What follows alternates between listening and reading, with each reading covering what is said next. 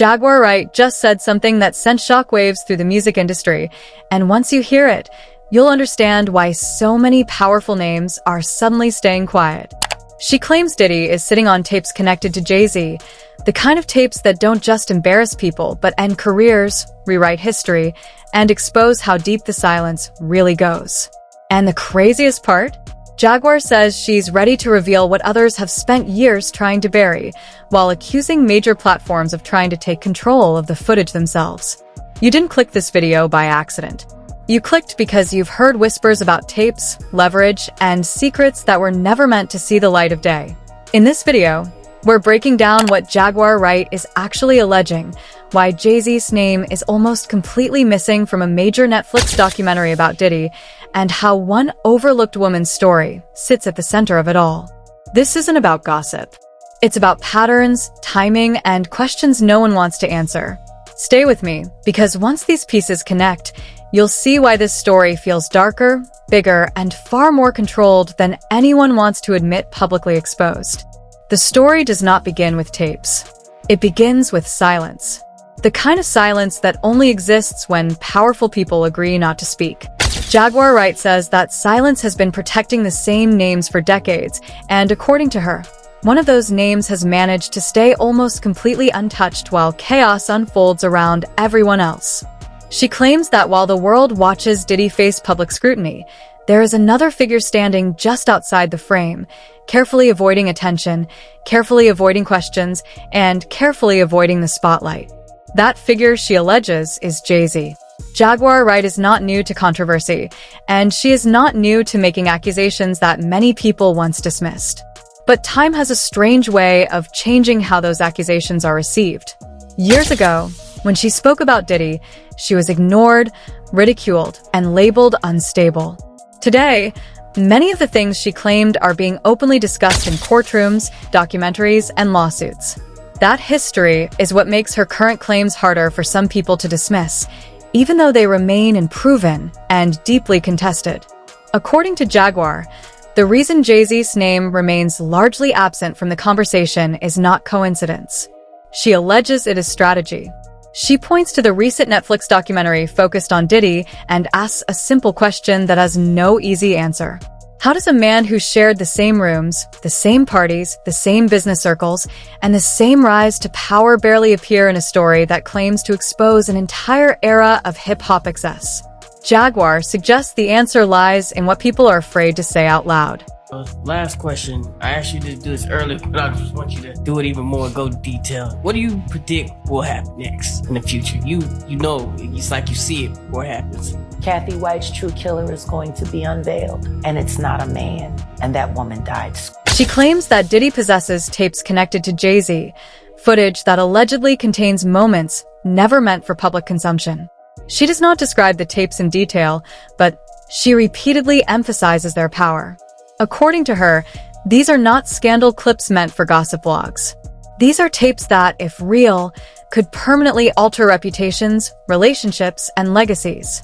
Jaguar alleges that these tapes have existed for years, and that their mere existence has shaped how people move, what they say, and what they avoid. This is where the story turns toward a name most people have never heard: Kathy White. Jaguar insists that Kathy White is not a side detail or a footnote, but the foundation of everything. Kathy was not a public figure. She was not a celebrity chasing attention. She was, by most accounts, educated, successful, and privately connected. She graduated from Howard University. She ran her own public relations company. She worked in fitness and beauty. In other words, she had a life that did not depend on clout or exposure. Anyone ever heard of Kathy White, Jay-Z's alleged mistress?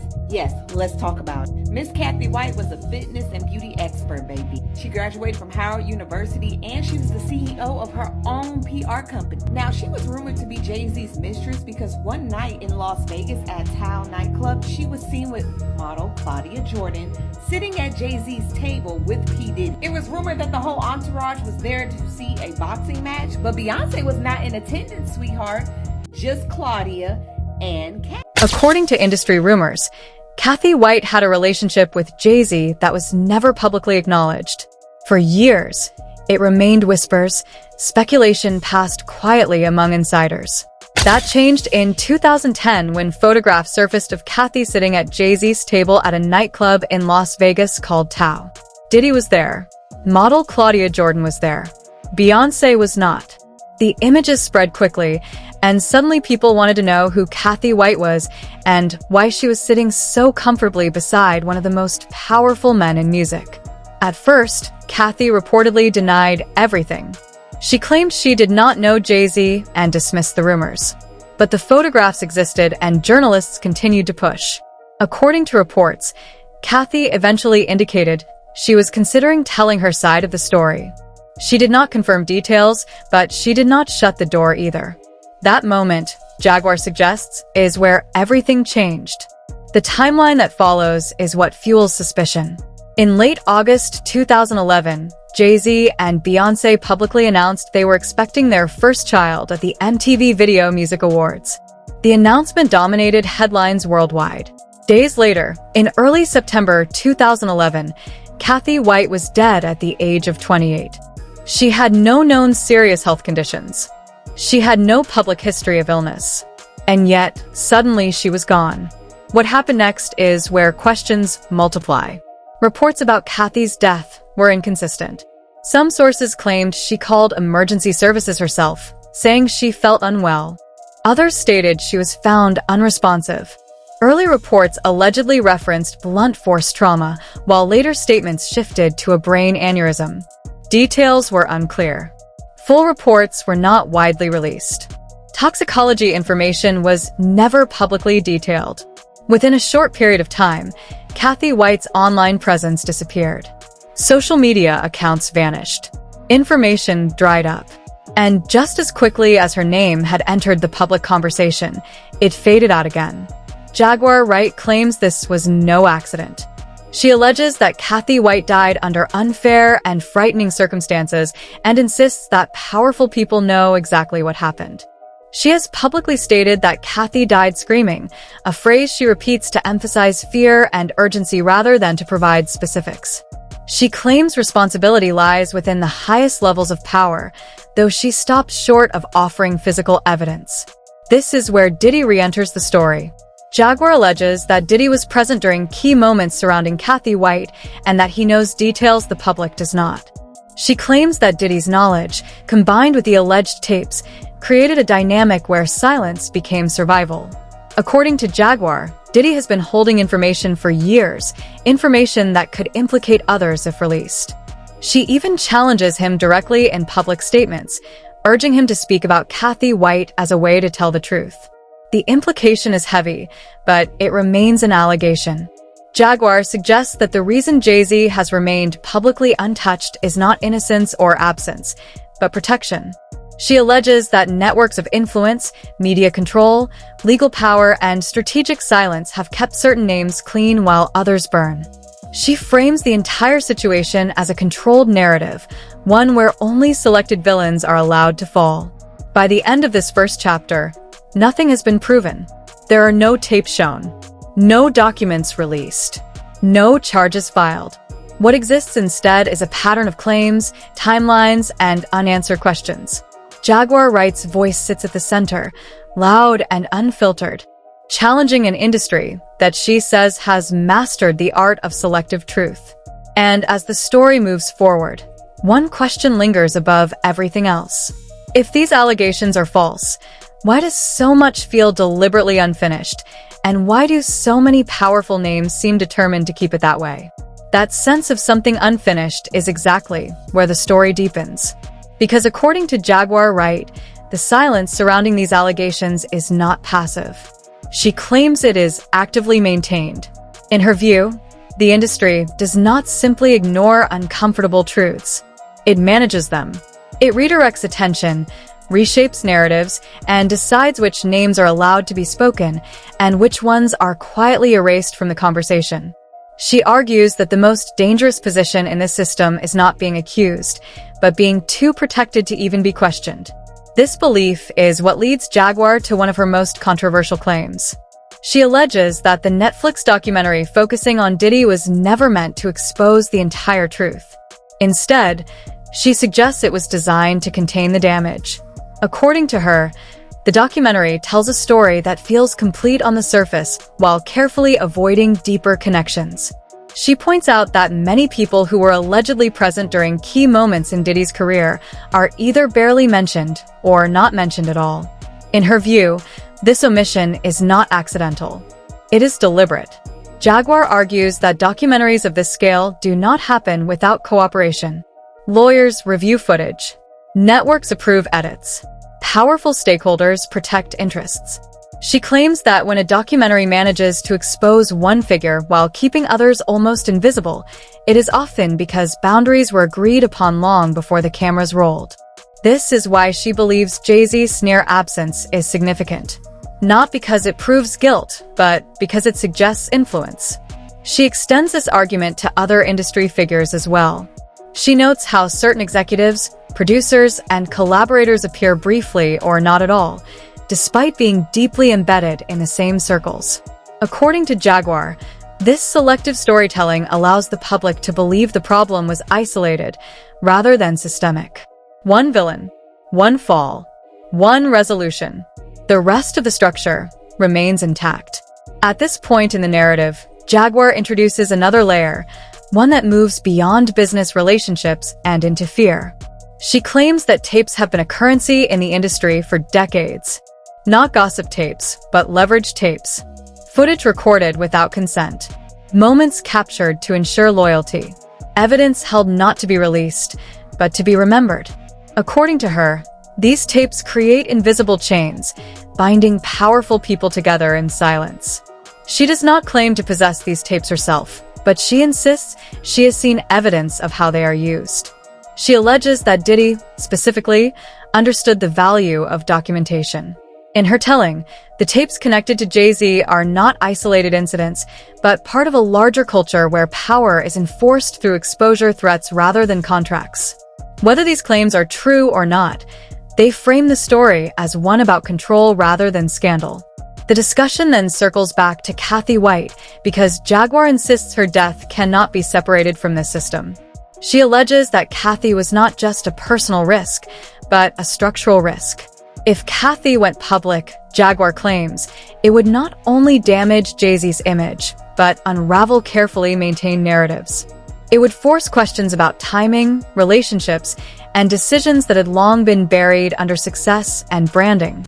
Jaguar emphasizes that the most disturbing aspect is not the death itself, but what followed. The conflicting explanations.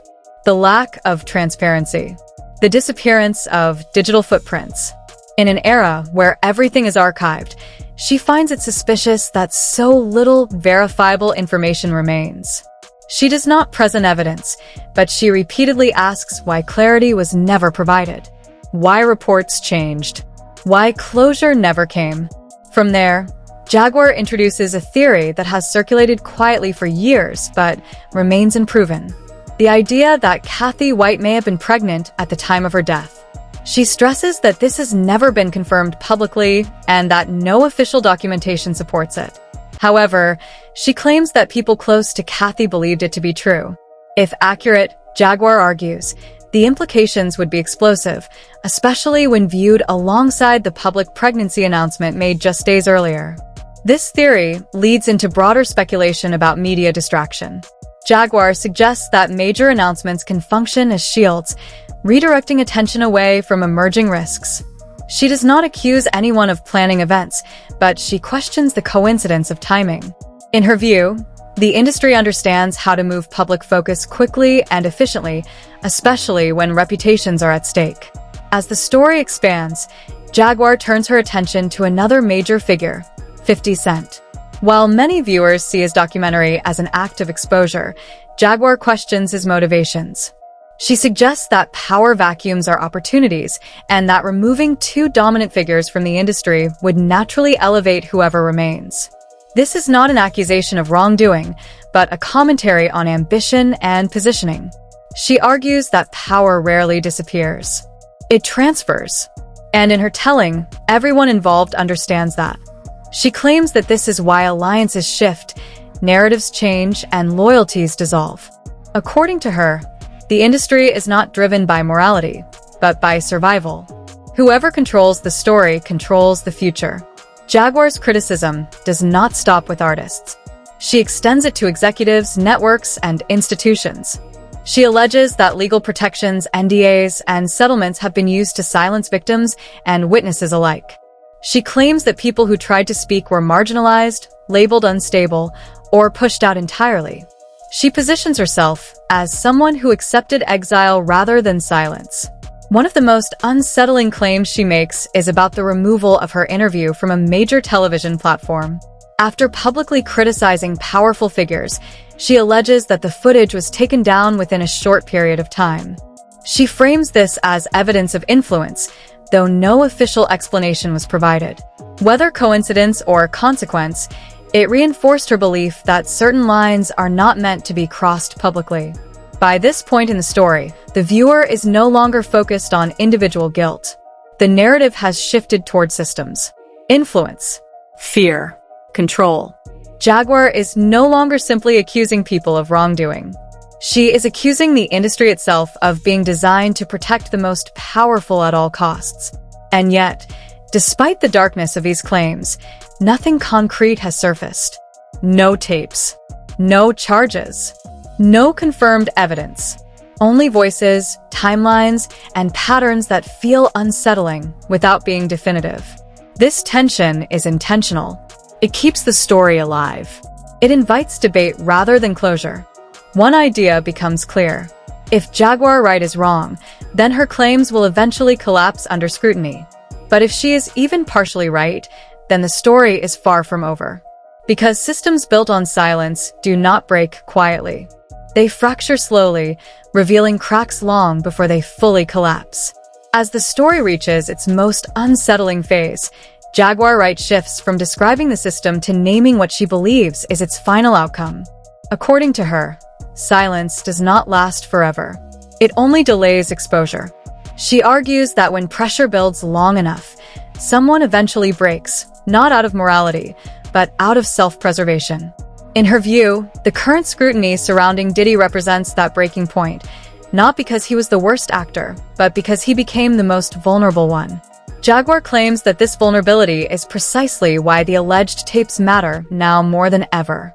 She suggests that information once used as leverage becomes dangerous when the person holding it loses control. According to her, this is why narratives are being shaped so carefully.